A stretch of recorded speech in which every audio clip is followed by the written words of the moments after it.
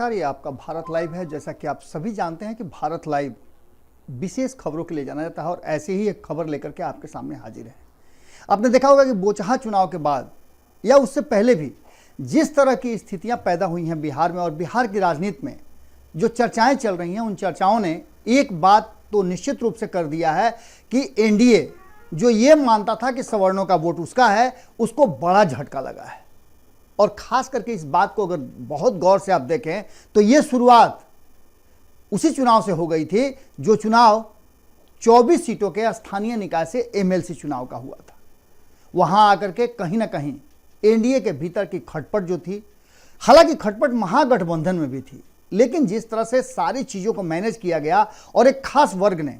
खास करके अगर भूमिहार समाज की बात करें तो जिस तरह से भारतीय जनता पार्टी से अपना मुंह मोड़ लिया, जो कि कोर वोटर कहा जाता था, ये बात भारतीय जनता पार्टी के लिए काफी मुश्किलों भरी थी और खटकने भी लगी थी। अब इस खटकने को लेकर के एक बात आपके सामने स्पष्ट रूप से मैं कह देना चाहता हूं, और ये बातें चूंकि राजनीतिक गलियारे से होकर के आ रही है, वो ये कह रही है कि भारतीय जनता पार्टी को अचानक से झटका लगा है और झटका से उबरने के लिए भारतीय जनता पार्टी ने एक बार फिर से अपना गेम प्लान चेंज किया है।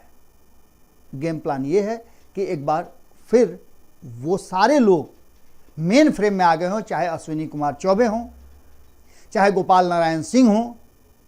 चाहे सचिदानंद राय जो बाहर चले गए हों उनको मनाने की बात हो, या फिर गिरिराज सिंह को खुली छूट देना, कमान दे देना। अब ऐसा लग रहा है कि एक बार फिर से भारतीय जनता पार्टी गिरिराज सिंह को बिहार का कमान दे करके अपने खोई हुई प्रतिष्ठा और खास करके जो कोर वोटर उसके हुआ करते थे उन्हें वापस लाने की कोशिश शुरू कर चुकी है। इसी कड़ी में आपने देखा होगा कि गिरिराज सिंह का लगातार बिहार दौरा हो रहा है और गिरिराज सिंह फिर अपने पुराने जो हिंदुत्व वाले एजेंडे हैं उस पर आ गए हैं। भारतीय जनता पार्टी ने उन्हें खुली छूट दे दी है। हालांकि कई ऐसे नेता, हरिभूषण ठाकुर बचौल की बात कर लें तो नए गिरिराज सिंह की उनमें डीएनए नजर आ रहा था, लेकिन अब जो बात है वो साफ तरीके से जो गिरिराज सिंह ने बात कही है वो निश्चित रूप से अब आगे की राजनीति में एक नए स्टेप की शुरुआत हो रही है जो नीतीश कुमार को शायद नहीं मुफीद लगे। बात यह है कि भारतीय जनता पार्टी एक बार फिर से हिंदू मुस्लिम करना शुरू कर चुकी है और खास करके असदुद्दीन ओवैसी जो एआईएमआईएम के चीफ हैं उनको लेकर के जो बातें कही हैं, उन बातों का बिहार से क्या मतलब है, लेकिन उन बातों को कह करके गिरिराज सिंह और भारतीय जनता पार्टी ने स्पष्ट कर दिया है कि आगे उनका मास्टर प्लान क्या है। असदुद्दीन ओवैसी को के आत्मा में, उनके शरीर में जिन्ना की डीएनए की बात वो करके कहीं ना कहीं एक बार फिर से अल्पसंख्यक समाज के जो नेता हैं उनको टारगेट जरूर किया है। और इसका असर बिहार में क्या होगा इस पर आपको हम आगे बताएंगे कि इस पर प्रतिक्रिया क्या आ रही है उन्हीं के साथी दल के नेताओं द्वारा। लेकिन एक बात पक्का है कि जिस तरह से भारतीय जनता पार्टी नए नए स्टेप ले रही है, उस स्टेप से साफ लग रहा है कि बिहार में कहीं ना कहीं भारतीय जनता पार्टी अपने पुराने एजेंडे पर वापस आकर के सत्ता हस्तांतरित कराने के फिराक में है। सीधे तौर पे हम लगातार ये बात कहते आ रहे हैं कि भारतीय जनता पार्टी को अब नीतीश कुमार सामने से नहीं चाहिए, नीतीश कुमार पीछे से चाहिए और भारतीय जनता पार्टी खुद बिहार में बड़ी लड़ाई का मुख्य बिंदु बनना चाहती है। केंद्र में जिस तरह से आपने देखा होगा कि लड़ाई का हिस्सा कहीं ना कहीं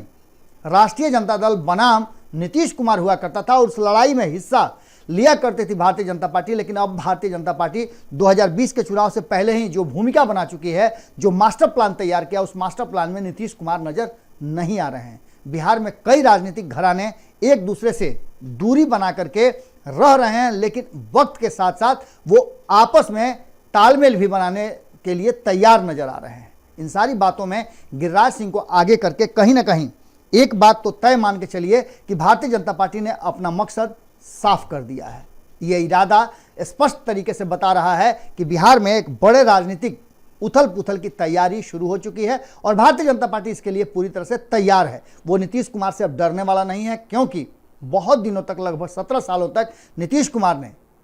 भारतीय जनता पार्टी को अपने नीचे, अंगूठे के नीचे दबा करके रखा, लेकिन वो अंगूठे से बाहर निकल चुकी है। अब देखने वाली बात होगी कि 2 दिनों का जो यात्रा हो रहा है अमित शाह का, उससे पहले इस तरह के चर्चाएं शुरू हो जाना और इस तरह की बातें शुरू करना, गिरिराज सिंह को फुल छूट दे देना, कुछ ना कहानी जरूर है। और इस कहानी को लेकर के भूमिहारों की वापसी के लिए भाजपा ने एक बड़ा दांव खेल दिया है और ये समाज जहां वोट करता है वहां पूरी मुस्तैदी के साथ वोट करता है, जिसके साथ रहता है उसके साथ रहता है। खास करके अगर इस समाज की बात करें तो इसी समाज ने जहां एक तरफ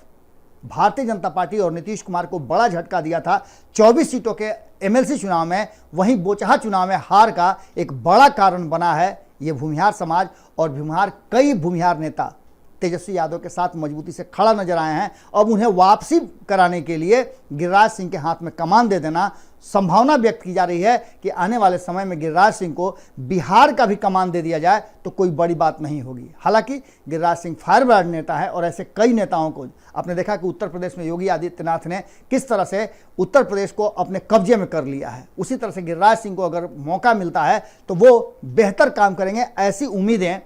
खास करके उनके समर्थकों की तरफ से जताई जा रही हैं। जुड़े रहिएगा भारत लाइव के साथ, खबरें अभी और भी हैं। अगली खबर में हम आपको बताएंगे कि किस तरह से नीतीश कुमार की टीम गिरिराज सिंह और भारतीय जनता पार्टी के बदले हुए इस तेवर से नाराज नजर आ रही है और उसके परिणाम क्या होने वाले हैं ये भी हम आपको बताएंगे। बहुत बहुत धन्यवाद। अगर ये वीडियो पसंद आई और वह बिहार के राजनीति और बिहारियत से सरोकार रखेनी तो सब्सक्राइब बटन दबा के चैनल के सब्सक्राइब कर ली। ओजे एगो घंटी बा, ओकरा बटन दबा देला से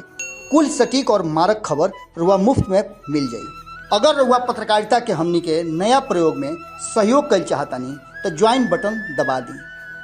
पेटीएम नंबर नोट कर ली 9386816700। धन्यवाद।